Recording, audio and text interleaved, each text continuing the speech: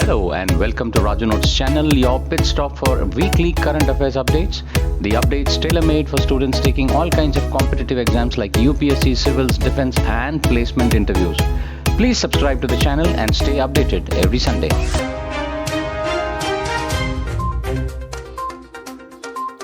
In a major boost to air connectivity in Northeast region, 3 flights connecting 5 cities of Assam, Arunachal Pradesh, Meghalaya, Manipur and Mizoram have been inaugurated by Union Civil Aviation Minister Jyotirajya Scindia this week. A flight connecting Imphal and Aizawl under Regional Connectivity Scheme RCS Udan will operate 5 times a week, while a flight connecting Shillong and Lilabari will operate 4 times a week. A flight connecting Lilabari and Zero will operate twice a week. Mr. Scindia also announced that under the International Udan, 2 new routes, Agartala to Chittagong and Imphal to Mandalay, will be operationalized, which will expand the scope of air connectivity in the northeastern states of nation from national to international level. It is pertinent to note that in the last 8 years, 7 airports have been developed in this region. Luiz Inácio Lula da Silva has been elected as new president of Brazil. He defeated incumbent president Jair Bolsonaro in a close contest. Lula da Silva had secured 50.83% of votes, whereas his opponent Bolsonaro managed to get 49.17 votes. Lula da Silva, 76 years old, focused his campaign on getting Bolsonaro out of his office and highlighted his past achievements through his campaign. His campaign promised a new tax regime that will allow for higher public spending. He has vowed to end hunger in the country, which has returned during the Bolsonaro government. Whereas Bolsonaro, 67 years old, ran for re-election under the Conservative Liberal Party. He has campaigned to increase mining, privatize public companies, and generate more suitable energy to bring down the energy prices. Union Education Minister has signed a memorandum of understanding with FIFA and All India Football Federation AIFF for the Football for Schools initiative in the country. Speaking at event in Mumbai, Education Ministry Dharmendra Pradhan said that the sports has been given a place of pride in new education policy 2020 and the Football for School program espouses the spirit of it. He said that football is an immensely popular sport and the Football for School program uses it as a positive tool to inspire children and ensure their holistic development. Mr. Pradhan further said that Football for School aims to empower 25 million young boys and girls in India throughout sports integrated learning. FIFA President Gianni Infantino and President All India Football Federation Kalyan Chobe signed the Memorandum of Understanding on behalf of the respective organizations. Food Corporation of India FCI has planned to construct over 111 metric ton capacity modern steel silos at 249 locations in 12 states. These hub and spoke model silos will be constructed under public-private partnership with a total investment of around 9,236 crore rupees in 3 phases over next 3 to 4 years. Ministry of Consumer Affairs, Food and Public Distribution in a statement said, in the first phase, such steel silos will be constructed at 80 locations in 9 states. These states are Punjab, Haryana, Uttar Pradesh, Madhya Pradesh, Gujarat, Rajasthan, Maharashtra, Bihar, West Bengal and Jammu and Kashmir. These modern silos with bulk handling facilities is a scientific way of storage of food grains and ensure better preservation of food grains. These modern silos near farms would act as purchase centers and expected to reduce distance for farmers and further reduce operational difficulties and complexities. The central government on Monday sought time from the Supreme Court to review Section 124A of the Indian Penal Code, which criminalizes the offences of sedation, saying, quote, something may happen, unquote, in the upcoming winter session of Parliament. The Apex Court was hearing a batch of pleas challenging Section 124A of the Indian Penal Code, which criminalizes the offences of sedation. Earlier, the Supreme Court had ordered that sedation law will be kept in abeyance till the government exercise of reviewing the law is complete. In the affidavit, the center had said that it is of the firm view that the baggage of colonial era laws which outlived their utility must be scrapped during the period of Azadi Ka Amrit Mahotsav. In that spirit, the Government of India has already scrapped over 1,500 outdated laws since 2014 and 15. The Government of India is in talks with some smaller countries such as Zimbabwe, Djibouti, Ethiopia, Malawi, Sudan, and other various African countries to expand bilateral trades through bespoke rupee account. Along with this, it is also reportedly trying to internationalize indigenous payment methods. According to a report by the Economic Times, the object of this discussion is to substitute SWIFT SWIFT by creating a different payment ecosystem and overcome the dollar dominated trades. The central bank digital currency CBDC or digital rupee commenced today in the wholesale segment on pilot basis. The Reserve Bank of India in a press release said the digital rupee will be used for settlement of secondary market transactions in government securities. It said that use of e-rupee is expected to make the interbank market more efficient. RBI said the settlement in digital rupee will reduce transactional costs. It said based on the learnings from this pilot project, other wholesale trade transactions and cross-border payments will be the focus of future pilots of the digital rupee rollout. RBI has identified 9 banks for participation in digital rupees wholesale pilot project, which are State Bank of India, Bank of Baroda, Union Bank of India, HDFC Bank, ICICI Bank, Kotak Mahindra, Yes Bank, IDFC First Bank, and HSBC. RBI said the first pilot of the digital rupee in the retail segment is planned for launch within a month in the selected location. It said digital rupee in retail segment will be commenced in closed users group comprising of customers and merchants. It is a known fact that water ice exists below the lunar, broken rock and dust, but scientists don't yet understand whether the surface ice frost covers the floors inside these cold craters. To find out, NASA is sending a lunar flashlight, a small satellite or a small sat, no larger than a briefcase, swooping down over the lunar south pole. It will use lasers to shed light on these dark craters. Much like a prospector looking for a hidden treasure by shining a flashlight into the cave, the mission will launch aboard a SpaceX Falcon 9 rocket in November. The same is called as Lunar Flashlight. The 22-member Arab League Summit is being hosted in Algeria this year. Even as the League continues to support the Palestine cause, many members have normalized ties with Israel.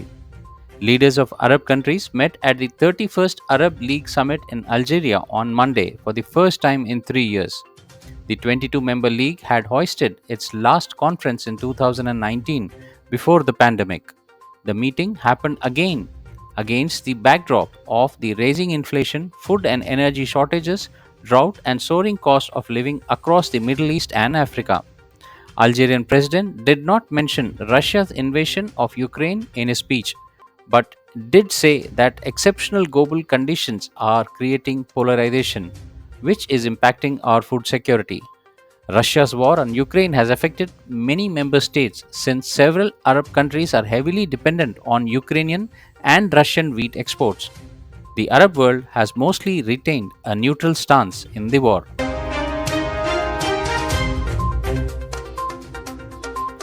India on Wednesday successfully conducted maiden flight test of Phase 2 of Ballistic Missile Defense BMD Interceptor AD-1 missile with a large kill altitude bracket from APJ Abdul Kalam Island in Orissa. The flight test was carried out with the participation of all the BMD weapon systems elements. AD-1 is a long-range interceptor missile designed for both low exo-atmospheric and endo-atmospheric interceptions of long-range ballistic missiles and aircrafts. It is propelled by two-stage solid mortar and equipped with an indigenously developed advanced control system, navigation and guidance algorithm to precisely guide the vehicle to the target. Last month, India successfully test fired indigenously developed new generation medium range ballistic missile Agni Prime from the Odisha coast. The sleek missile was test fired from a mobile test launcher from the APJ Abdul Kalam Island. The solid fuel canistered missile met all the mission parameters during the test. The missile's strike range is between 1000 to 2000 kilometers. The last trial of the missile was conducted on December 18th last year from the same base, which was also successful. The Cabinet Committee on Economic Affairs CCEA yesterday approved mechanism for ethanol procurement by public sector oil marketing companies under ethanol blended petrol program. It approved higher ethanol price derived from the different sugarcane based raw materials under the program for the forthcoming sugar season. Briefing the media in New Delhi, Union Minister for Petroleum and Natural Gas Hardeep Singh Puri informed that the government has advised the target of 20% ethanol blending in petrol by 5 years to 2025. The target was previously to be met by 2030. He said the target of 10% ethanol blending has already been achieved in May this year. Chinese President Xi Jinping on Wednesday expressed his deep concerns to the visiting Pakistani Prime Minister Shehbaz Sharif over the security of Chinese nationals working in Pakistan on CPEC projects. During his talks with Sharif, Xi sought reliable and safe environment for Chinese institutions and personnel in Pakistan while telling him to accelerate various Chinese projects under China-Pakistan Economic Corridor, part of Beijing's Belt and Road Initiative BRI. CPEC projects worth an estimate US about 60 billion and mainly involving transport and energy infrastructure have faced delays because of the difficulties of raising funds, COVID-19 restrictions and supply chain woes, and also faced stiff opposition and attacks recently. India has objected to China over the CPEC as it is being laid through Pakistan occupied Kashmir. On his first visit to China as Prime Minister, Sharif is also the first head of the government to congratulate Xi on his record third term as General Secretary of the ruling Communist Party of China CPC after the 20th Party Congress.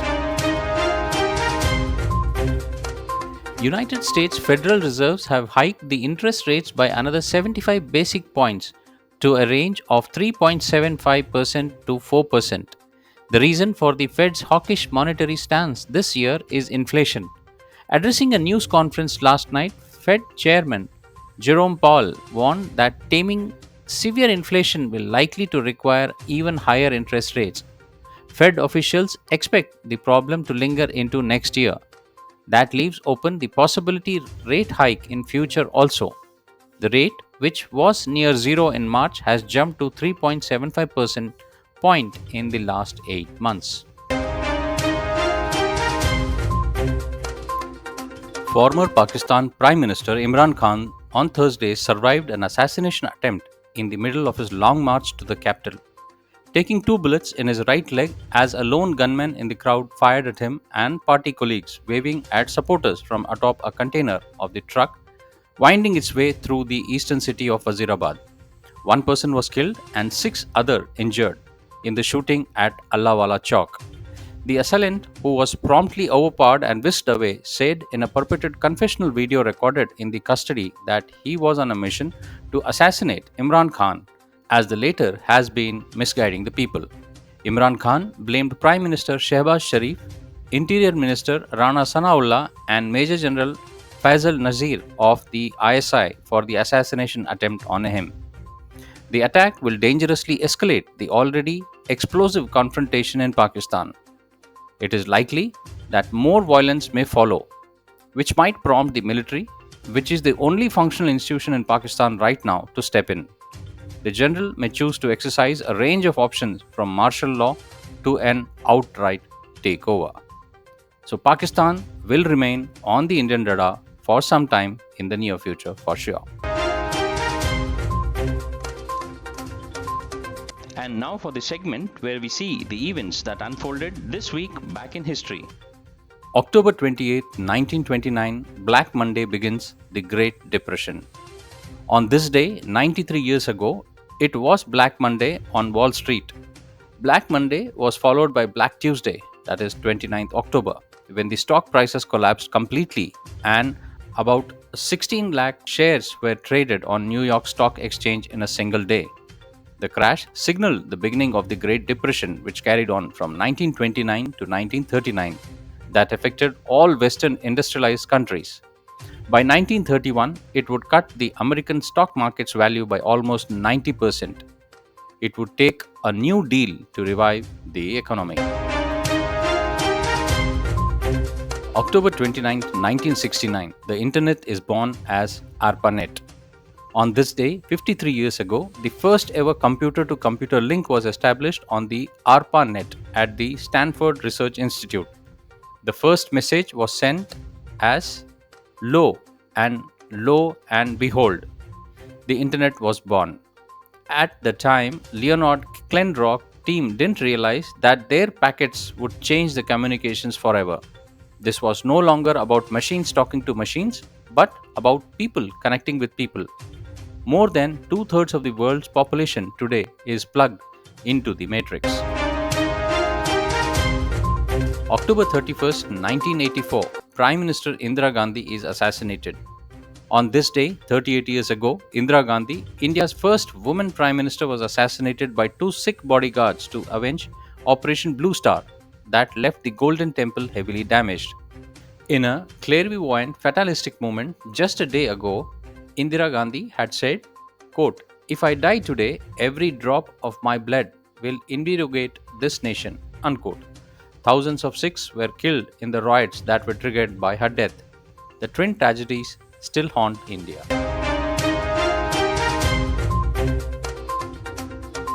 November 1st, 1956, Kerala, Andhra Pradesh and Mysore became states of India.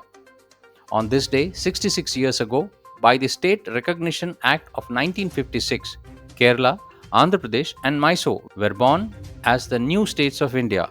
The boundaries of the existing states were significantly altered on the basis of language. This brought to the total count of 14 states and 6 union territories. The state of Mysore changed its name to Karnataka on November 1st, 1973. 5 states of India celebrate their anniversary on November 1st.